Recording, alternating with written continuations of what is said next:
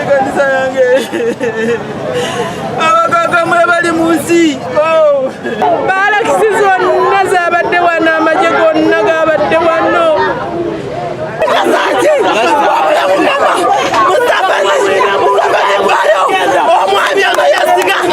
kino Doddo kyatambuza alaga nti Efulayimu Enterprises we yafunira ekkanisa omwaka oguwedde mu Desemba nga 23 alaga we yafunidde obwannannyini nga Nacho Mumbejja ekifo kino yakiwa Church of Uganda mu 1948 amannya ga Nachwa ne signature ye mu ofisi yange ekiwandiiko ekyo kirina naye nange neewuunya bwewo kooti yakola etya okutuusa olwaleero document eyo netabeera honad Katonda munene ekyo ekifo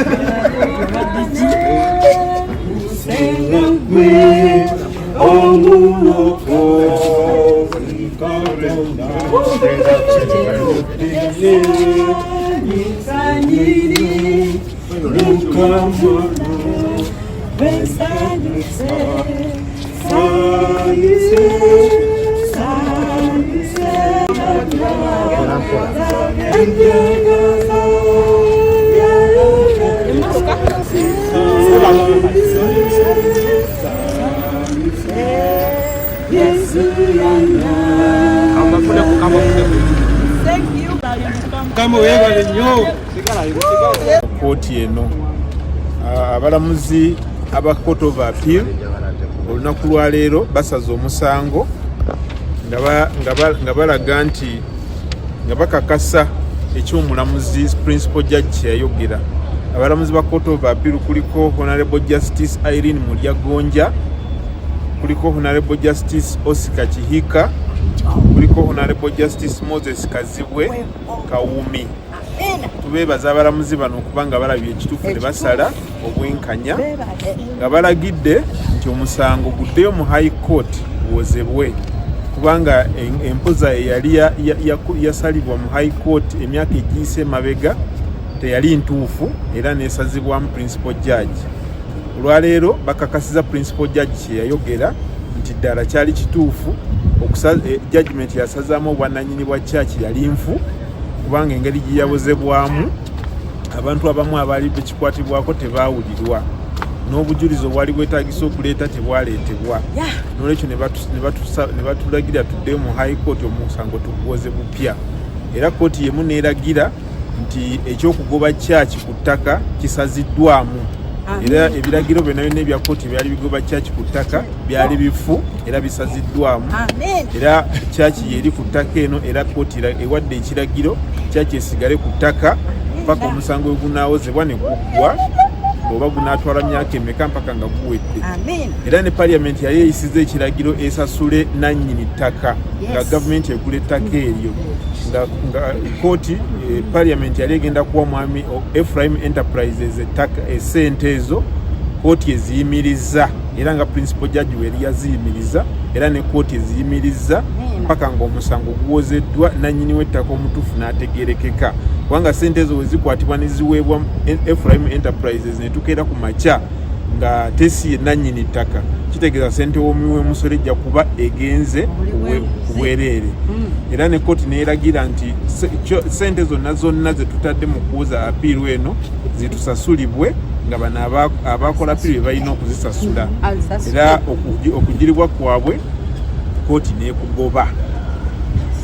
Kati kanso tusuubire nti nno ababadde eri ku ttaka era yeekolerako era kooti eragidde nti yebeekola ki yebeesigalako paka ng'omusango guwedde okuwozebwa.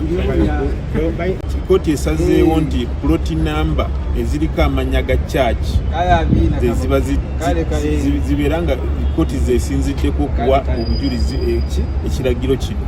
N'olwekyo tewali kigaana church kuzimbibwa kubanga kooti eragidde nti abali ku ttaka bwe babasigala nga balikozesa.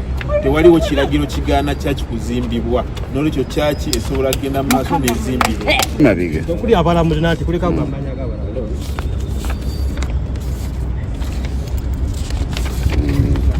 ayogeddeko Justice Mugagonja yawadde Canon John Israel Mwesigwa. Ensala eno evudde mu Court of Appeal ogyogerako ki? Twagala kwebaza Katonda kubanga amazima galabise. Ate tewabadde mirembe. Waliwo omwami oyo yali mwawule Martin Luther King Jr. Ate era yali lawyer. Yagamba nti bwe watabaawo bwenkanya tewaba mirembe. Era tewabadde mirembe. Kaakano emirembe gigenda okubeerawo. Ekyali kizibye kubo kivuddewo, omusiziko guvuddewo. Ekkanisa eddemu okutambula nga bwe yanditambudde era n'okukola byonna ebyetaagisa okubeera. Kyekiddako nga mu abakulembeze b'eddiini ekifo ekyo? Twagala kwebaza Katonda, kakati tugenda kuddamu tutuule tuteeketeeke bupya. Katonda ajja kuzzaawo emyaka egyo restoration ebyandibadde bikoleddwa ebitaakolebwa ate abiwa omukisa bikolebwe. Ekitiibwa kyeyongere kubanga ku kanisa okwo bwe baagimenya wasigalawo akabonero k'omusalaba. Tujja kulaba amaanyi agali mu musalaba. Yesu Kristo we yawangulira entalo zonna n'asasula ebbanja lyonna kaakati n'eri lyasasulwa mu advance. Twagala okwebaza abalooya abayimiriddewo nga bwe mubalaba wano. Twagala okwebaza abakristaayo bennyini abayimiriddewo ku lw'ekkanisa okututuusa ku kiseera kino. Emyaka gigenda kwera kumpi 18 naye nga weebali era amazima gavuddeyo olwaleero. Tuli basanyufu nnyo. Balooya Mukama abawa omukisa kubanga waliwo ennaku ze babadde bamala nga tebeebaka. Kooti ebagambye mukole kino ne bakikola era ne bakituukiriza mu budde. Kanisa ya St. Peter's Mundeeba. Nebaza Katonda olw'omusango guno. Omusango gubaddeko twagubeeramu okuva 2008 ne bajja batukumpanya ne bagusala mu 2019 mu ngeri ey'amancooro ne bagutusingisa. Naye Katonda n'atubeera nga tukulemberwa looyo ono Kanso Mpiima gwe twagala okwebaza ennyo era twebaza Katonda. Kanso Mpiima ffe twali tetumumanyi, twamulaba bulabi fenna naye akimanyi naffe tukimanyi, twegwako buweegwi. Katonda n'atugamba tukozese omusajja oyo, tukozese omusajja ono tumwebaza Mpiima kubanga akoze amazima. Sente zibaddewo awo mpitirivu ezewaddodo ffe tuzimanyi, ffe baali bazitugambyeko okuzituwa ffe personally. N'olwekyo kimanyi nti ne looya bateeka okubanga bamutuukirirako. Kale nno twebaza Katonda nti Kanso Mpiima ayinidde naffe twagenda tukuteekayo review. Yali principal judge naga nedda omusango guddibwemu mwalimu omuvuyo. Bannaffe ne bakola apiiru. Kati olwalira apiiru egambye principal judge kye yasalawo kyali kituufu, omusango gwalimu amancooro maki mangi, kati baddemu baguwawaabire buto. Ffe tetukyalina musango, ate twebaza nti kempuliddemu awo tujja kwongera okusoma. Naye tegedde nti aba Court of Appeal bamaintaininze plot 749 ne 750. Bano baali bakyusizza kati nga bagiyita plot 39 eri eyasookawo ate nga ffe twali tugigabanyizaamu emirundi ebiri. Kakati tulina plot 749 ne 750 bagizizzaayo okubeera plot 2 naye nga zonna zaffe. Kale nno twebaza Katonda. Ndowooza ebyokukola tugenda kuba neddembe mpozi nga bo be batuwawaabidde.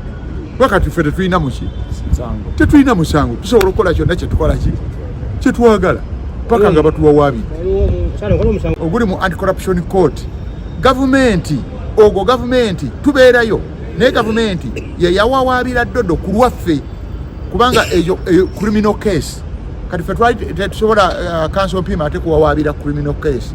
Ebyo DPP nga bwe mubimanyi be babikolako. Kati gavumenti yakkiriza netuyamba okuwawaabira Dodo okumenya ekkanisa yaffe mu lukujjukujju mu bintu bingi nnyo bye bamuvunaana. Bagimenya kiro mu biseera ebyo waliwo COVID.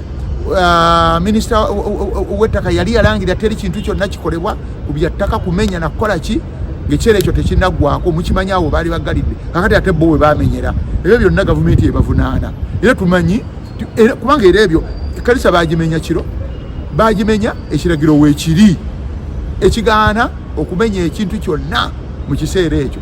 Kakati tetumanyi n'ogwo bwe bagusimattuka naye gavumenti yegulimu ne tubeera nabo era nabo ba prosecutors abali eyo tubeebaza nnyo kubanga batukoledde nabo omulimu era tugulaba. Tugende tulabe ekiddako.